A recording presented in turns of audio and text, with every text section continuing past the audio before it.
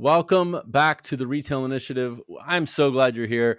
This is going to be a super cool episode. With me, I have Candace from Pet Boss Nation. Now, if you aren't a pet retailer, I realize that you probably are like, oh, this isn't for me.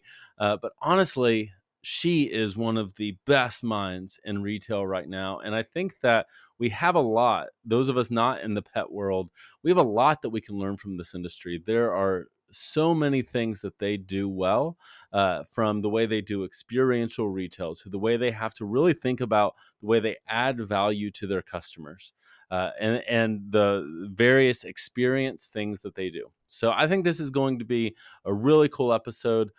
For those of you listening, I'll cue the theme and we'll jump right in. And for those of you watching, we're just going to jump right into the interview. So see you soon.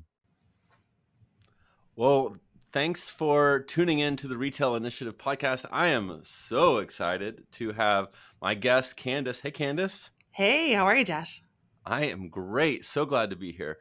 If you don't know who Candace is, especially if you're not in the pet world, she runs Pet Boss Nation, and they are an incredible group that of course, I'd love for her to share more about it.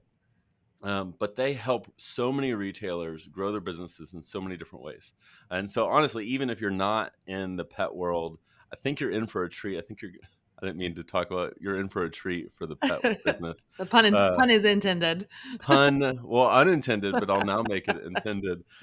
You're in for a treat. And if you're in the pet industry, oh my gosh, like she is, honestly, I can't think of anyone that I would say you should be listening to more than her. So, Candace, why don't you share, tell me, what is Pet Boss and what do you do for the pet community? Well, thank you for that awesome introduction, Josh. I really appreciate it. And thanks for having me here today. I'm excited to talk to all retailers because honestly, I am more passionate about business development than I am about helping you with your pet's nutrition and their gas. Right? Like, there's a pet retailer that's like, we talk about dog poo and gas like more than anything else. So it's fun now in the business world to talk about other things like building your business. And that's what we help pet professionals with at Pet Boss Nation is we help them with improving their sales, making marketing a little bit easier, and then also helping them improve their leadership, right? I think a lot of us get into our businesses because we're passionate about whatever the subject is, and then we realize we need to hire a team, and that can become its own challenge, right? Is how we show up as a leader. So what we do now, I've been in the pet industry since 2004 as a retailer, doggy daycare owner, grooming salon owner. I've had a dog walking business. I even made our own dog bakery treats and sold wholesale at trade shows. The one thing I don't think I ever really did was have this big elaborate online store, which if I did, I would have worked with you for sure. But what we do now is we just help independent pet businesses have a community, see success, and just help them like have a place to go if they need their questions answered. And then of course we help people on the back end, like with our programs and one-on-one coaching and stuff. Sure, which I would love to give you the opportunity to share more about that here in a little bit. You mentioned something that I think is really valuable, is this idea that people get into retail a lot of times because we're so passionate about whatever it is that we sell, whether it be fashion or home decor, or in your case, pet, which honestly is very, very common in the pet world. It's kind of like the outdoor industry, like just people very, very passionate about it. But at some point it flips to, oh, this isn't a hobby. This is a real thing. What would you say is, for that person who's at that point, they're realizing, okay, this is a business. This isn't a hobby. I'm really ready to start taking it to the next level. You mentioned building a team. What is kind of that first big piece of advice that you give to that person? It's like, I know I need to grow, but what do I need to be focusing on right now? Money. It's always about the money. I feel like, again, because we get into these because we're passionate about business, about the subject, that we don't pay attention to the money. And whether that's how much money's coming in and how much money's going out, or how we price our products, that's probably, for me, when I meet retailers, they don't know how to price their products, and they're following a formula that is either given to them by the brands or they're doing what they see other people doing, or they're trying to price match the internet. And so I feel like, paying attention to what you price your products at first, making sure you have enough margin, and then working on improving your buying, improving what you're actually paying for it, right? Decreasing that cost of what you're paying for it to improve your margin. And Mhm. then if you can master kind of that, or start to improve your money flow, your cash flow, you have money to invest in your team and pay yourself, right? So, a lot of us, we need the team to get to where we want to go. But if the pricing and sourcing is broken, you will be in trouble really quickly. Absolutely. I think that's so true that if, it's kind of this idea of we always want to look at the future and be like, okay, if I could just get to this point, then this whole problem's going to go away. And, it kind of reminds me of like, you're trying to lose weight and you could work out all you want. And there's, that phrase, you can't outrun your fork. And if you don't get this piece under control, if you don't get that diet under control, the result of health isn't going to happen. True. It seems that finances are one of the like key things of if this piece isn't under control, any other thing we do, no marketing company, no Right. e-commerce company, no anything else is going to solve Can that. save you. Yeah. No. Yeah, I love that. So I don't think it's any surprise to anyone that COVID, the whole everything over the last few years has really shifted a lot. So now, specifically in the pet world, what do you see that's really shifted that retailers, namely pet, but across the board, what are they needing to think about in a different way that might be different from what you would have advised or said 2 years ago? So what's interesting about the pet retail space is that they are like booming and exhausted, right? So Mm, they were considered essential because it was almost like a grocery store, especially if they sold dog foods and treats, right? They were allowed to be open, and everyone panic bought and came in. And I have clients that their entire stores were being wiped out of these pet supply stores, and so then they're ordering from their distributors, almost an entire like another refilling their whole store. And then the distribution system got backed up because they didn't have enough trucks and drivers to meet the demand to refill all of these stores. So in the early stages of it, it was total chaos, and everyone was like just trying to keep up with the demand. And then the second wave that came through was that people bought and rescued more pets. And so now our consumer base just jumped too. So there were all these people in the market who were now coming to their businesses. And you'd think that a lot of them were shopping online, and a lot were for sure. But a lot of people wanted to support local businesses too. And again, that pet retailer, they were just still so busy, just trying to keep up. And then the third wave is just that we don't have the team to support these store owners. And a lot of people that I've talked to now that maybe had built that team and have been able to work their perfect schedule and manage certain aspects of the business that they really enjoy, now they are in the trenches working all the hours, and they've had to make adjustments to even their store hours, right? Like they've had to close specific days of the week so that they can just get a day off, and even that their team can get a day off because they just don't have enough coverage and employees to cover all the shifts that they maybe did. When I had my pet store, we were open from 10 in the morning until 8 o'clock at night, 7 days a week. Just because I felt like that would help me compete and get all the sales. But I think the reality is that, your customer base is going to shop with you regardless. And consumers have kind of know that now. And there's a little bit more forgiveness of like how you're going to how you decide as a business owner, you're going to structure how you do business. hmm I feel like the public has been more flexible with that. So I don't know if that answers your question, but I think in general, that is what has happened in the pet retail space. Pet service providers are a whole nother beast because nobody's using doggy daycare. Or I shouldn't say nobody; they weren't in the beginning. Now it is coming back, but doggy hmm daycare, boarding, people weren't traveling, people didn't need pet sitters, so that side of the industry is very different. But Our retailers have been slammed. Their revenue is up significantly. They're anywhere from 25 to 50% up year after year. Even 2021 is up that much from 2020. It's crazy. Mhm. So it's crazy good, I guess, but they're exhausted. Yeah. I think at least the piece that's been on my mind, because I'm getting a lot of people that are reaching out, talking about all the things that they're wanting to do. But then I'm like, okay, well, let's talk about your team. And like, oh, well, I lost my whole team. And frankly, I think that sometimes we need to see it. Where are we in business right now? Is this a time that is a growth period that I really need to be investing in growth, meaning like financial growth and bringing in new customers, revenue, and all of that? Or is this a time that honestly, like, we need to keep the ship together?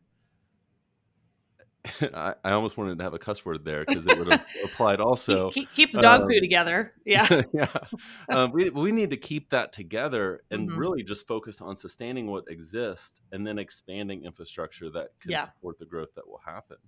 Yeah. Because honestly, mental health and the how exhausted this whole season can be, Hmm. I think, because in the entrepreneurial world, this idea of growth, growth, growth, growth, growth, which believe me, I'm all on board for.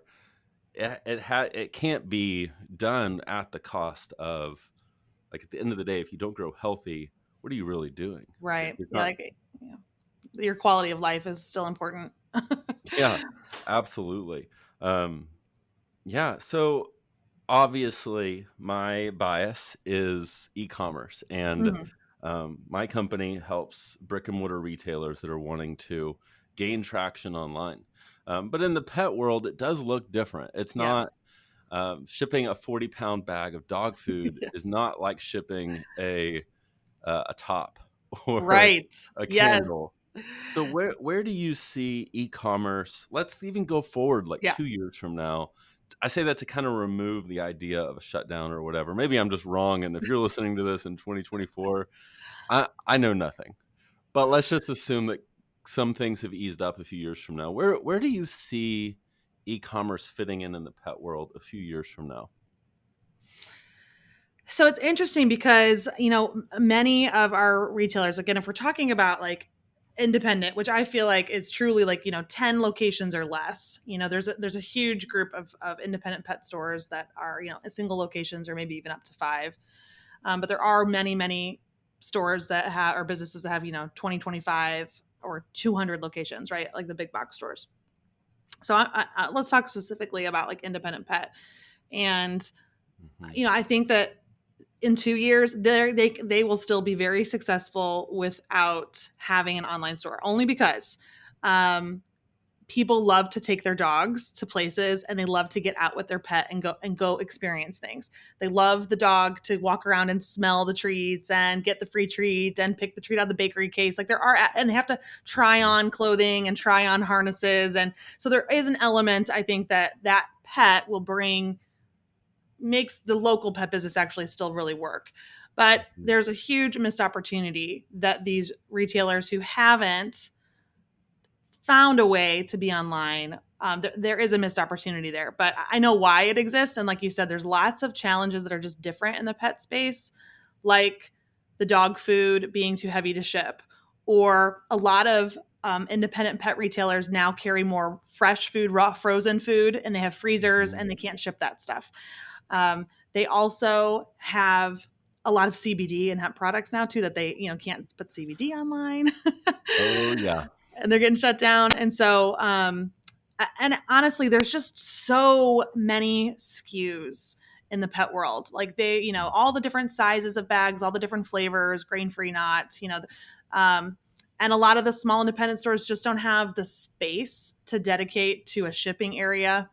Their product varies in size. A dog toy can be little or it can be massive.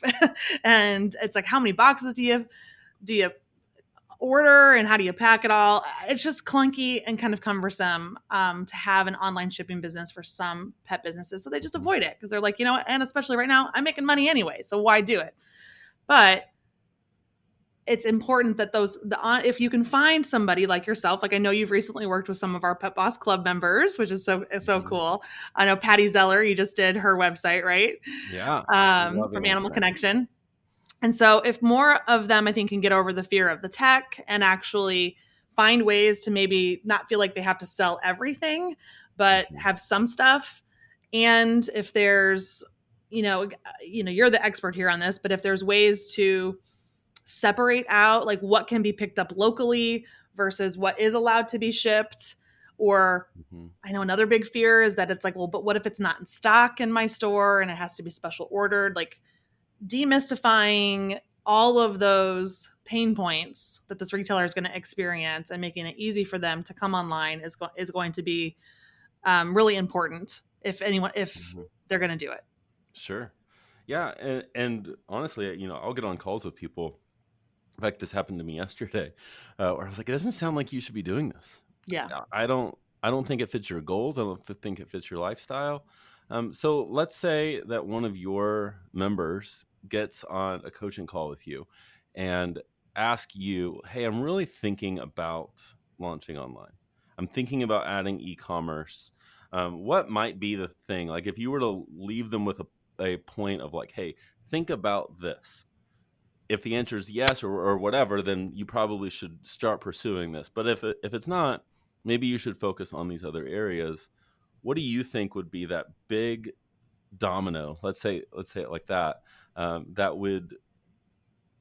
That would make you say like, yes, e-commerce is a good idea for you versus hey, let's focus on some other things. If the business owner really understands that e-commerce needs to be it's like its own department inside your business. Mhm. It's its own business model that needs its love and attention. And I would ask this person if they have an additional team member who can be focused on just this piece of the business, whether it's updating descriptions and adding new products, or if it's just processing the order, right? And pulling it from the store shelves and making sure that their point of sale system's updated. Like there needs to be a dedicated team member to doing this. And then, as you know, we can't just build it and hope they come. There has to be a marketing plan to drive the traffic to your Mhm. website. And I don't think again, I feel like you can do this with a pretty small budget still and start to build some momentum, but you have to be willing to spend some money on maybe Facebook ads or Instagram ads, or you have to be willing to start to believe that Instagram can work for you by being consistent and pressing all the buttons and trying different things. But that takes an investment of either your time or your money to have somebody else do it.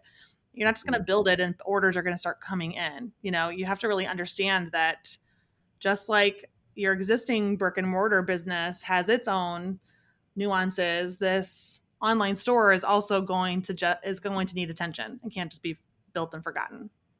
Absolutely. I completely agree. Uh, the my like core concept, and if you've been listening to this podcast at all, it's this idea that I think COVID really brought this forward, but that we are a brand. We're not a store with a website or a store with an Instagram. We are a brand that serves customers wherever they are and wherever we are. And the truth is that I think like Shopify, for example, there's so many good themes out there and people talk about it all the time. And I think there's this idea of like, oh, I can just go get a theme, put some images up, and then I'm going to start making money. And where I typically say like, oh no, we're not a fit. This isn't really where you should focus is this idea that we're just going to throw this online and then orders are going to start coming in, just like you said, as though it were passive income. And it really is just like you said, it is almost a completely other store. Mm-hmm. It is location 1, location 2. And this other location takes almost just as much energy. Now, there's some things you don't have to do in the same way. You don't have to staff it to the same degree where you're dealing with schedules to make sure that whatever overlaps at the right times with your store hours, there's some flexibility there that lends to things like remote staff and things that you couldn't have done Mm-hmm. with your store. But to think that you're going to take your sales associate and all of a sudden have them doing these other things, it's probably not going to work out. Right. like we would hope. And it takes so much effort to create that online experience Yeah. like we would want.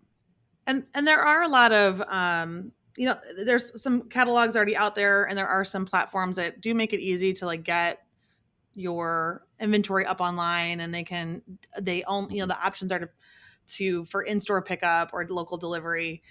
They aren't they're not the perfect solution though either. They're going to have their challenges because things can be customized, or everything everything can sometimes be a challenge, right? Nothing's easy. Where's my easy button and everything in this life, right? Where is it?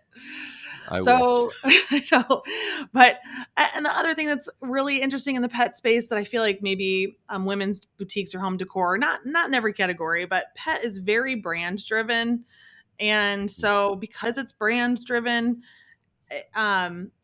consumers are looking at they're looking at the brand online, and there's just so many places to buy it. So another thing I would say to retailers or pet retailers specifically, is to take that cue from the women's boutique industry, where maybe it's a private label brand, or the brand isn't really significant. It's about what the t-shirt says, right? Or what the toy looks like. It's not so much about this specific dog food or this specific treat, and maybe if you really want to build an online store, how can you take your own brand and personality and develop some products or find products that are more Mhm. unique? And that would be one way to kind of go about it, to be different. But because it's so brand driven, and I would just want to mention this since there's pet people listening, hopefully, but there is a company, Nextpaw, who just launched One Bark, and they have built a store locator that is free for brands and retailers to get on.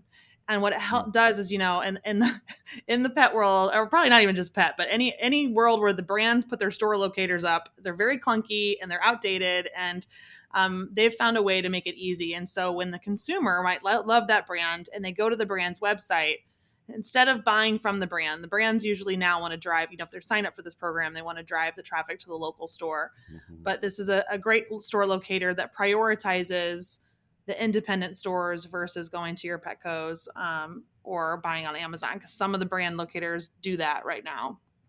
So Yeah. I just mentioned that because, we have to collaborate with our brands, and that's a resource. I think that if you're not ready to have an online store yet, you still can have a great digital presence by allowing consumers to find you in a really easy way. I love that. Yeah.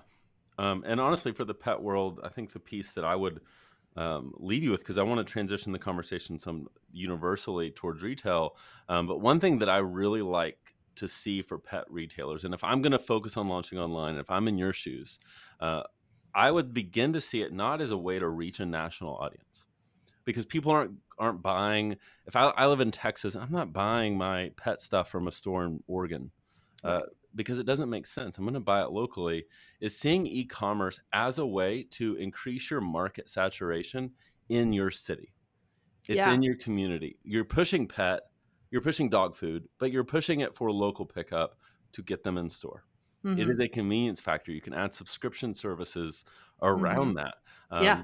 For some of you, if you have the capacity, adding things like local delivery on can be a massive way to increase sales, being that convenience factor that is something that PetSmart isn't going to be able to provide.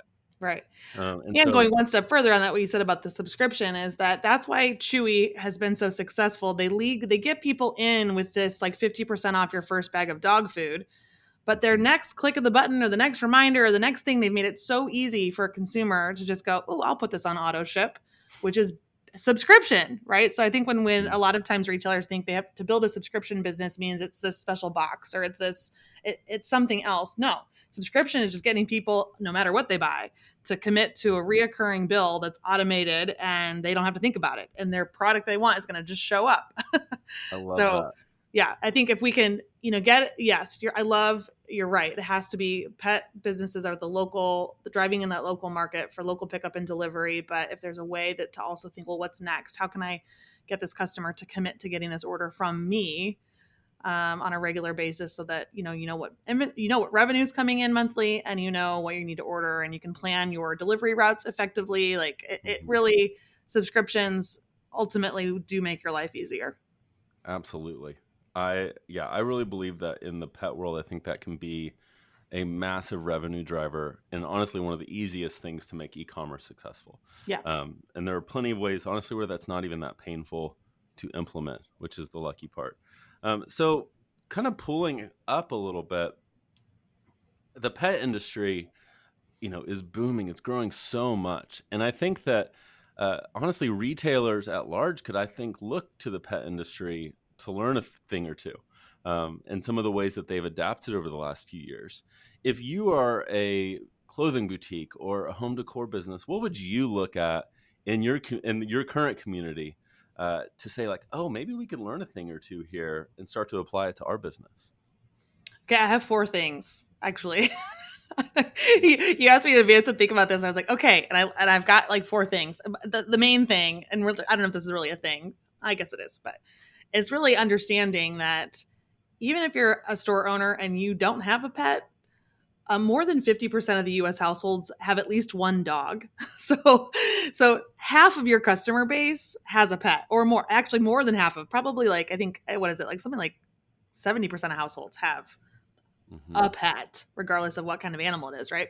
So, bringing into your product mix pet themed shirts, mugs, all of the pet themed giftware actually will do really well for you because you already sell those things. Those products do not tend to do as well for pet stores. So because they're coming, a lot of just the consumer mindset is that they are buying the supplies, and it's just it works in some environments, but not all of them. So there is an opportunity for you, if there's a local pet store in your community, even to bring in those lines in your store and then start to do some collaborations where you cross promote each other in your I love businesses. it. Okay, that's one. Just don't miss out on your pet opportunity, your pet customer base in your network. Hmm. Um, the other thing is loyalty programs.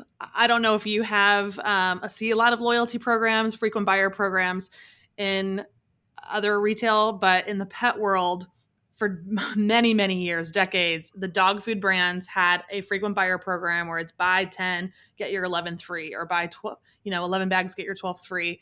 And that has translated for us in the pet space with awesome loyalty programs that integrate with these brands and keep that customer coming back really regularly and rewards them for their purchases with us. So I think there's probably an opportunity there. Absolutely.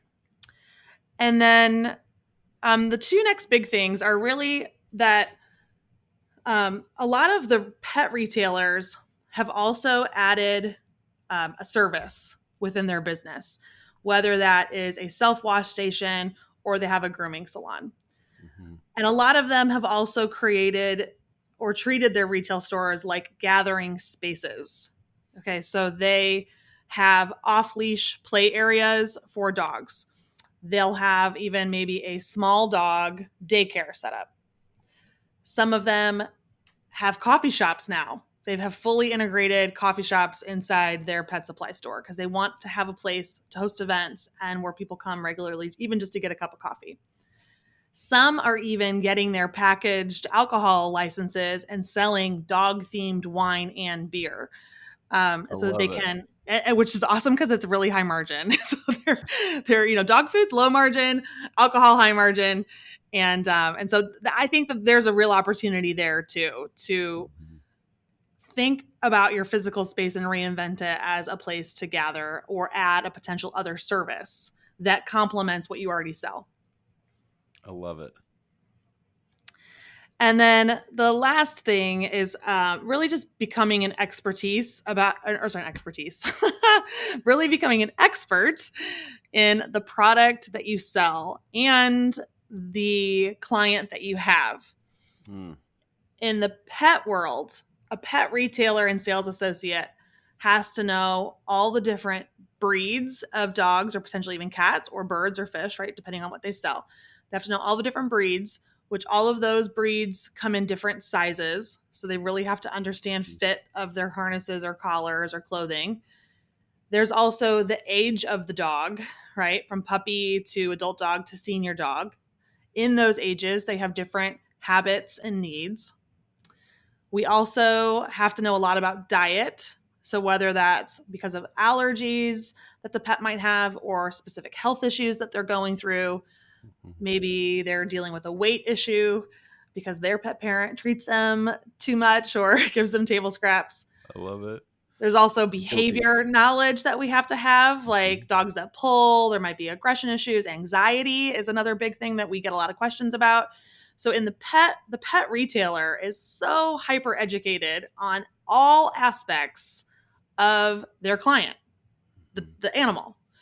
And I think there's probably opportunities for a retailer who, if you're, even if you're just selling to women's, if you're selling women's clothing, there's still a niche inside your customer base that you can really get to know and think about what is my customer thinking, feeling, and doing in Mhm. their real life, and what do I need to know about that subject so that I can connect with my core customer. I love that. Yeah, I mean, gosh, that's something on this podcast I preach so much is the importance of having your customer and really getting like deep into not just the product that they're buying, but what are they excited about right now? What are they scared of right now? What are their hopes for their future? What are they anxious about? And it doesn't mean that we are, because good marketing is either pushing towards a hope and a goal, or it's pulling away from a fear or a challenge. And it doesn't mean that our copy, our sales copy, is literally like, don't have a fat dog. Like it's not Right. that. It is instead, it's the creative way that puts the fun spin on the deeper issue. And if we Right. don't Like really like we want our understand who dogs to that live as is, long as possible. We want our yes, dogs to live as long as possible. And so let's see if we can feel the dog's ribs. And some pet retailers even have scales, like a weight scale. So then they do challenges where the dog comes in for its weekly weigh-in, oh and my gosh. and it brings the person back, because normally you can't get your dog on a scale unless they go to the vet's office. So you can actually, Wow, I love that. So for those of you listening, especially, I hope if you are in the car or on the treadmill, this may not apply to you. But if you're note takers, which gosh, I've gotten so much from this. I take notes when I'm interviewing. I think because Candace, you're brilliant. So Oh, the four thanks. things that you got to make sure that you're getting here that I think we can all learn from the pet world is one, understand.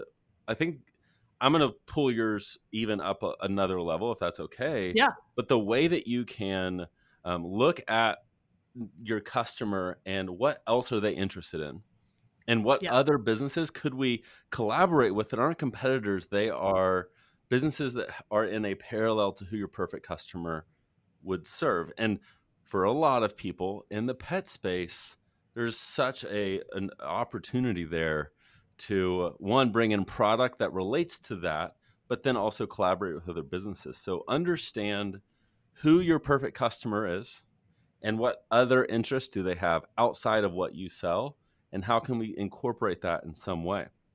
The second that I loved was loyalty. The pet industry does this honestly probably better than anyone, and people are obsessed with this stuff. And based on how your perfect customer is, what could this look like? And I realize, look, if you're a high-end apparel business, it's not going to be, buy 11 dresses and get a Right. 12 free, but it can look like something else. Hmm. Spend X amount of money and get a VIP party for you and your friends. Right. Whatever that could be, it can look different in every single space. But consider, how do you keep people coming back? How do you keep them loyal to your business and incentivize them spending more with you? Because at the end of the day, like I know my wife buys makeup where she buys her makeup purely because the loyalty points that she gets. Yeah. That's the only reason she's getting it. So pull that in. The pet world has added services, and I would even pull that, and you alluded to all of these things as you were listing that off. The pet world is investing in a whole experience. Even outside of what they sell, they're creating this space and this way of, hey, come here for all these. If you need to wash your dog, great, let's give them a bath here. You want a cup of coffee? Great. That person that identifies as a pet owner wants to be around other pet owners and they're passionate about it. Well, I think we can apply this to so many other spaces. And lastly, I think this one's so important is you talking about becoming an expert in the women's apparel world. It's not just learning what's cute, it's learning how things fit on certain body types. What is it that, and a body type that's not yours, what makes someone look and feel beautiful? In the home decor world, what other decorating styles that maybe you don't have could you become an expert in so that way you can serve your customer in unique ways. Candace, that was gold. I hope that those of you listening got so much from it. Um, so I first off, I want to share. If you guys don't know, Candace has an incredible podcast that just launched a little while ago, and so I hope that you'll check it out. We'll link to it in the show notes, or wherever you listen to podcasts. You can search for the Pet Boss podcast and find her. Um, yes, definitely for the pet industry, but I think that even those of you not in it can learn a thing or two because, gosh, Yeah, you I even had the woman who does my hair here in town. She's like, I started watching your Facebook lives, and they listen to my podcast too. So, just replace pets with whatever you sell because business is business. And I like to give a dose of, I think, inspiration and fun. So you can connect with us anywhere. Just go to petboss.com. Easy to remember, petboss.com, and you can find all our stuff. I love it. Yeah, and if people do want to connect, so there's petboss.com. Where else can people connect with you or learn more about what you do?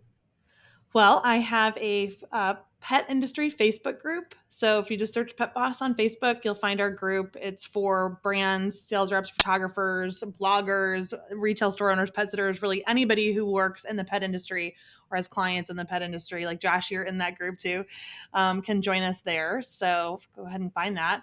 And we're on Instagram and Facebook, and I, speak at local trade or not local, but I speak at trade shows in the Mhm. pet industry. So I'll be at Global Pet Expo, and I've been speaking there for the last 5 years, and I'll be at Super Zoo this year. So I'm ready to get out and about. I love it. Well, if you're going to any of those markets, swing by and say hello to her, and definitely connect, on her Facebook group or whatever. Honestly, if you are a pet retailer, I can't recommend her enough for anyone, but specifically for the pet world. I really do mean this. I would say this even if she wasn't here. If someone messaged me and said, "I'm opening a pet store. Who do I need to learn from?" Candace would be the first person that I would say. So, Oh, Candace, thanks. thank you for being with me today. Uh, I took away so much from it, and I know that our listeners did too. So thank you so much. Thank you for having me. This has been so fun. Awesome. Well, hey, if you are listening to this, two things that I ask of you. One, if you could click subscribe. We put episodes out every single week, whether it be interviews just like this one or solo episodes where I dissect what we just talked about and dive in a little bit more. And then leave a review. Let us know if you're finding this information valuable. We definitely want to hear from you. And honestly, those reviews are a way that you can give back to hopefully what is valuable in this podcast because it helps other people just like you find us. So subscribe and leave a review. And thank you so much for listening.